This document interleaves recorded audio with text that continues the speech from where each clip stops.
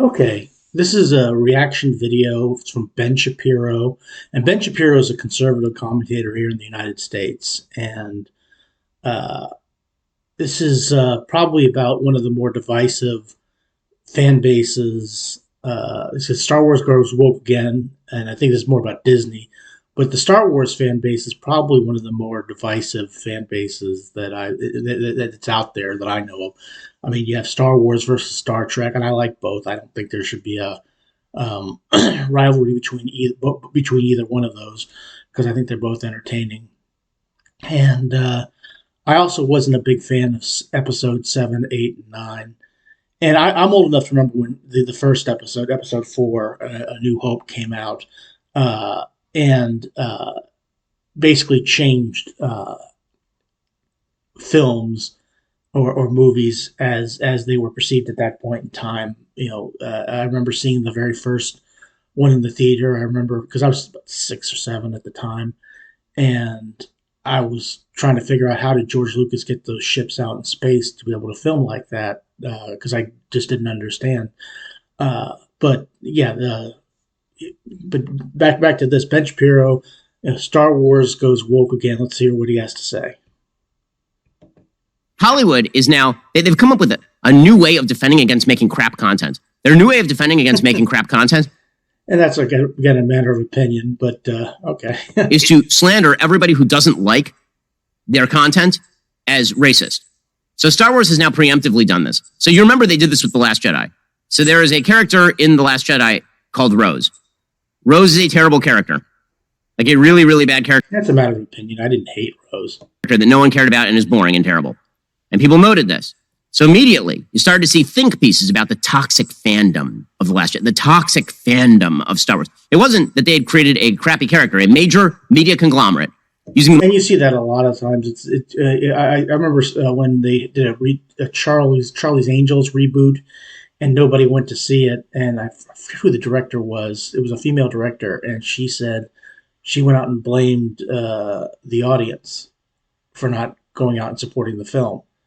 And and you see that from Hollywood sometimes. They'll point fingers at the audience instead of pointing the fingers at themselves. It may have been a very good movie. I didn't see it, but you'll see sometimes they'll do that.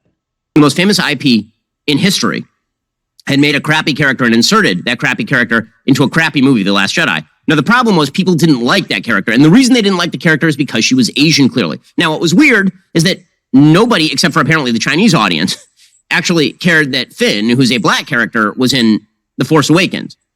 I mean, that Finn was not hit by an overwhelming wave of American racism in The Force Awakens. It was just Rose. That's true, and I don't think they used Finn the right way at all in the movies. I thought Finn could have been used a lot better, but that's my opinion. But I didn't hate Rose.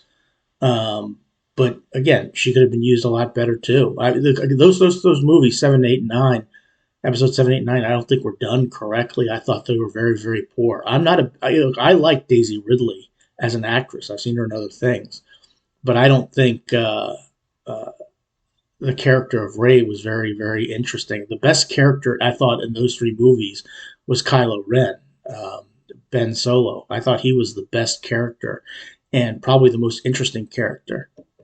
Who was hit with supposedly an overwhelming wave of racism, mainly because Finn's character is not nearly as crappy as Rose's character in the sequel trilogy.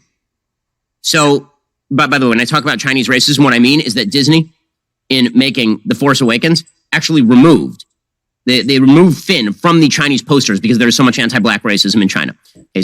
Now that's something I did not know, but they removed Finn because jeez. So this is the new model, apparently, for Disney and the Star Wars universe, is to preemptively declare that if you are, that we know that we've made a character who isn't really very likable, but if the character is a minority and you don't like the character, clearly this is because you're a racist. Clearly. Okay, so Star Wars put out a preemptive tweet. It was a preemptive tweet. Like, I've yet to see, I'm seeing a lot of talk about the toxic fandom of Star Wars. I haven't seen anybody beyond people with like 2 Twitter followers tweeting stuff about Moses Ingram. Okay, but Star Wars tweeted out, like the people who run the Star Wars account, quote, "We are proud to welcome Moses Ingram to the Star Wars family and excited for Reva's story to unfold." And I think she does a good job. I don't like her because she's a villain. I don't like villains. And if I don't like her because she's a villain, then she's doing her job reasonably well. Not reasonably well, very well. I think she's a very interesting character in the new Obi-Wan series. So I really, really like her. If anyone intends to make her feel in any way I like her as a villain. She's a very, very effective villain. unwelcome, we have only one thing to say. We resist. Okay, wait, so that is preemptive, right? If anyone intends to make her feel in any way unwelcome. Now, I've heard that she has received. Now, I haven't seen any of it, so I can't confirm or deny it. That she's received people have posted racist things to her. If that's the case, that's 100% incorrect. But I have not seen anything in particular. If you've seen something or know where it's coming from, please let me know. But again, I think she's very effective as a villain.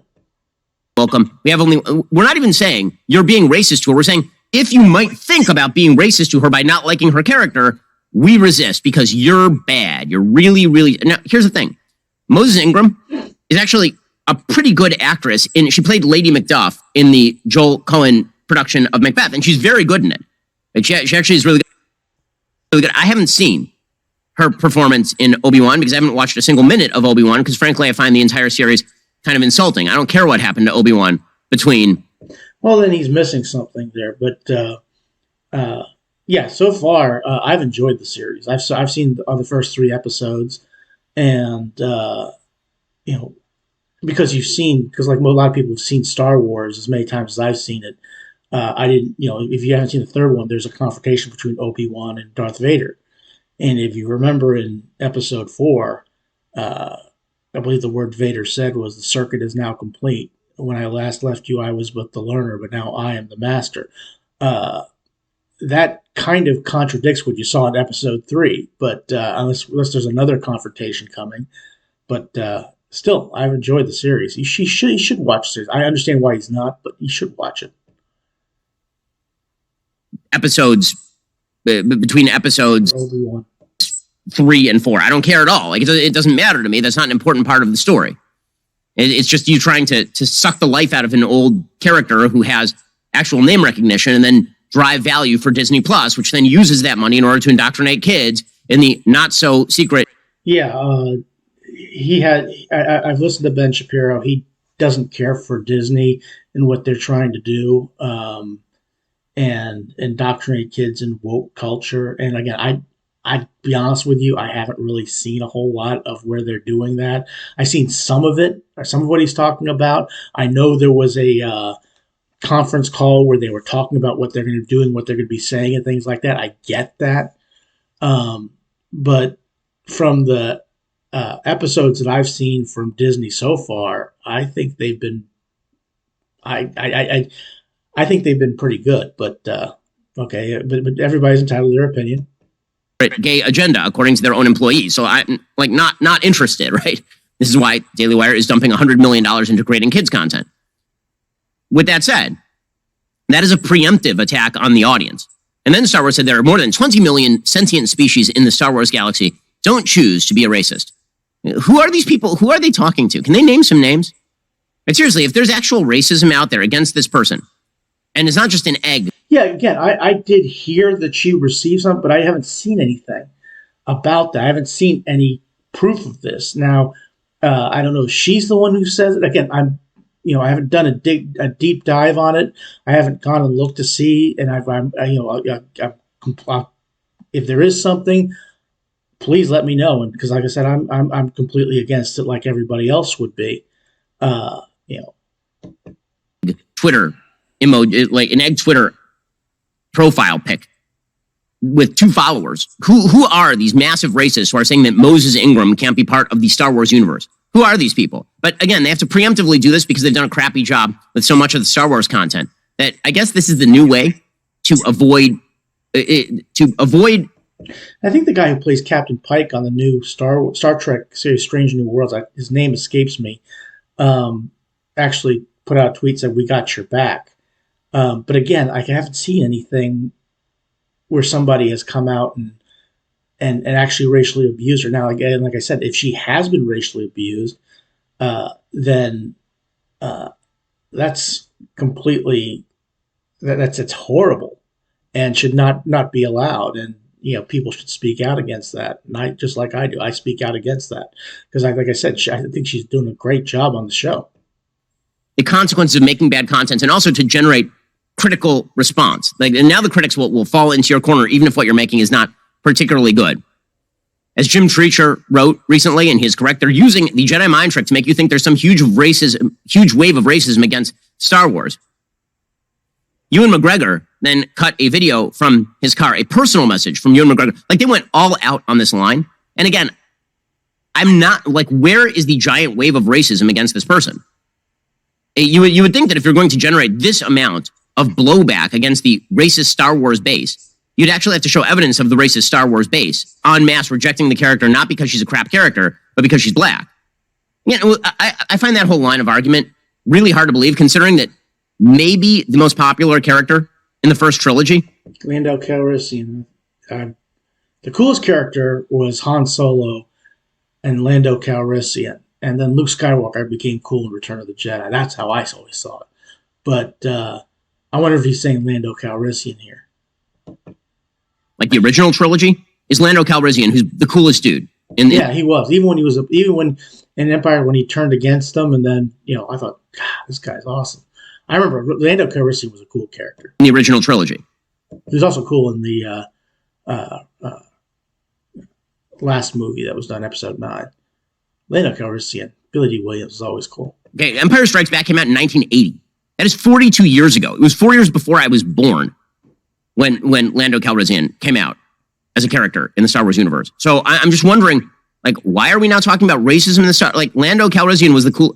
It makes no sense. Anyway, here's Ewan McGregor doing this routine as well. This weekend, Star Wars fans made Obi-Wan Kenobi the most watched Disney Plus original series premiere. It's done really well, too. Of all time. And for that, I would say a big thank you. And it just goes to show what this family can do when we all pull together. However, I think the director is a woman, Deborah Chow. I think that's her name, Deborah Chow. Does an amazing job. It seems that some of the fan base from this influential fan base have decided to attack Moses Ingram online and send her the most horrendous racist DMs. Okay, like I said, if they've actually done that, okay, like I said, the only reason I'm not doubting her or I'm doubting them, I just haven't seen it. But if they have, then go to hell. I mean, come on. She's doing a great job.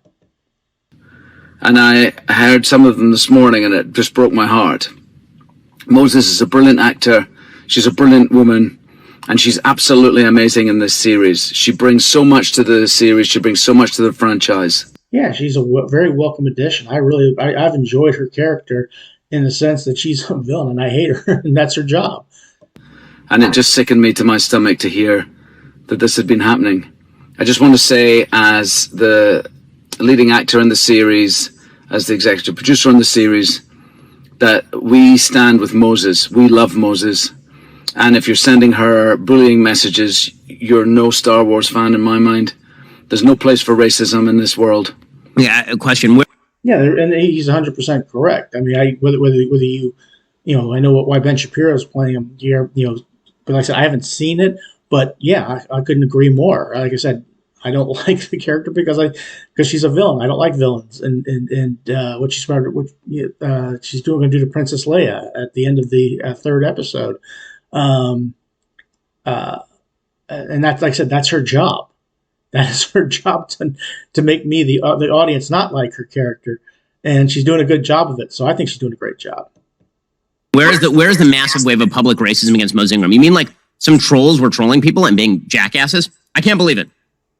Shocking to me. I myself have never received any anti-Semitic messages. To be fair, Ben Shapiro probably receives more anti-Semitic messages than anybody else on the planet. I mean, he's wearing that yarmulke, and so yeah, he gets he probably actually knows more about this than you might think.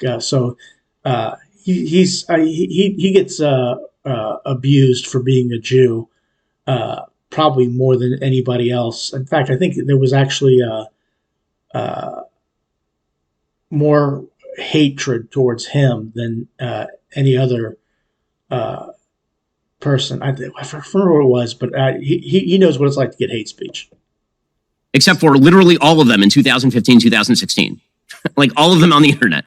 This again is a preemptive strike on the Star Wars fan base by suggesting that a substantial portion, shockingly, all the people who don't like this particular series or this particular character, all of them must be racist, which of course is, it is a ginned up controversy because no one is in favor, anyone of sentient mind, no one is in favor of Moses Ingram being hit with racist DMs.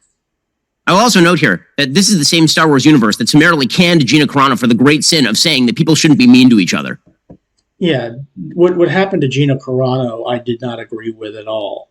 That's one of the stupidest moves that the Disney Corporation has ever made. But again, it's their business and their decision. I look at things on a case by case basis. I don't just hate somebody just because they don't agree with me one way or the other. I just look at it on a case by case basis. I'm a member. I have Disney Plus Network, and I enjoy their content. There's a lot of good stuff on there. It's not just the Marvel stuff and the Star Wars stuff. There's also the old Disney movies, and there's a part of me that thinks that Disney should re-release the movie Song of the South. If you don't know what Song of the South is, you should look it up. I understand why they don't want to show it, but Song of the South should be released. Just so people can see it, and it's one of those movies that the Disney Corporation is embarrassed of because of the racial overtones in it. Like I said, I've never seen it, but I would like to see it. I really see how bad it is, but keep in mind it was made in a time when things were different than they are right now. But but if Disney wants to, Disney's decision to what they did with Gina Carano. And by the way, I will mention right here that when they canned Gina Carano, and not a single member of Gina Carano's cast, ranging from Pedro Pascal, who had made overt Holocaust references on his own Twitter page. That is true, he did. And that was the ostensible reason why they fired Gina Carano, is because she tweeted out a photo of people chasing Jews in the streets, and she said, when people dehumanize each other, this is what happens. And she was fired for that. Pedro Pascal had openly suggested that American immigration policy... Pedro Pascal, who plays the title character of The Mandalorian, was similar to Auschwitz. Nothing. And Pedro Pascal, when Gina Carano got fired, there wasn't a single member of the Star Wars universe who had the balls to come out and defend Gina Carano. They all just went completely silent because they're cowards. Well, again, that's a matter of opinion. But again, I did not agree with what they did to Gina Carano. I wish she was still a part of the Star Wars universe. And like I said, but that's the Disney Corporation. That's their decision. If that's what they want to do, that's what they did. But I did not agree with it. I'm on Ben Shapiro's side here. I thought the Disney Corporation did a horrible job with that. They're absolute cowards. Right? This is very safe territory. Racism bad is very safe territory. People I disagree with should be allowed to work on the show. That is unsafe territory for these folks, which is why we're very proud to have immediately stepped in and begun working with Gina Carano on the fabulous new movie Terror on the Prairie that is going to be coming out in the next couple weeks, which is just another reason why you should subscribe over at dailywire.com. But again, okay, now he's talking about you. I should subscribe to the Daily Wire because he's got a movie coming out with Gina Carano and called Terror on the Prairie. I've seen the trailer for it. It looks pretty good. This is indicative of where we are in the entertainment universe. The signaling, not to the audience, but against the audience, grows every single day. Because remember, entertainers exist in real life. They don't just exist to serve the audience. They exist among their peer group. They exist in their echo chamber. Now, again, this title of this was Star Wars Goes Woke Again, and I don't know what you think. I know what I think. I still enjoy it. I still want to watch it. I didn't like 7, 8, 9 because I didn't like the story. I didn't like where they went with it. I remember I think it was 1991, Timothy Zahn came out with the first of 3 books, Heir to the Empire, then Dark Force Rising. It basically set up the Star Wars universe for what should have happened in episode 7, 8, and 9. And they went in a completely different direction. And to me, it just wasn't very good. Look, I liked it for what it was, but I didn't love it. I didn't care for the story. But I didn't like The Last Jedi. I actually thought Rise of the Skywalker, I think that's episode 9.